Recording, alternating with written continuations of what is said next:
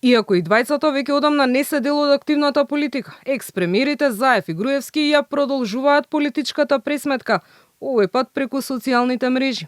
Откако Груевски го обвини Заев дека бил дволичен, отивелел дека е за Украина, а со русите терал бизнис и тргувал со руско железо и челик, тој му одговори дека треба да си најде хоби, како на пример да научи да прави гулаш, бидејќи, како што напиша, Русија не би му дала капка вода, а не бизнис.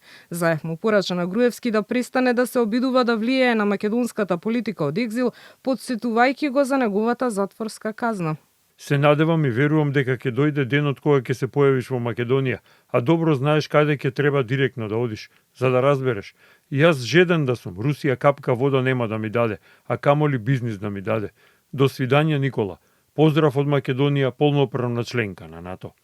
Груевски претходно споделувајќи своја фотографија на плоштадот пред базиликата Свети Стефан во Будимпешта, каде што се наоѓа Божикниот базар, обвини дека ербап европеецот, како што го опишува во својот статус Заев, заради лично богатење учествува во зајакнување на финансирањето на Русија, а приватно како бизнисмен тој всушност ја финансира војната во Украина преку бизнис што го води од Дубај.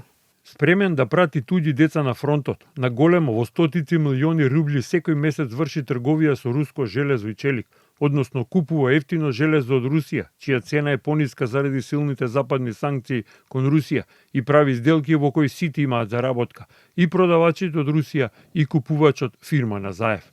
Груевски веќе 7 години живее во Будимпешта, откако под неразјаснети околности ја напушти Македонија, соочен со неколку судски процеси покренати од тогашното СЈ. Во меѓувреме доби политички азил од власта на Орбан. Заев пак целосно се повлече од јавниот живот, откако во 2021 ги загуби локалните избори и на негово место во СДСМ и во владата го предложи Димитар Ковачевски.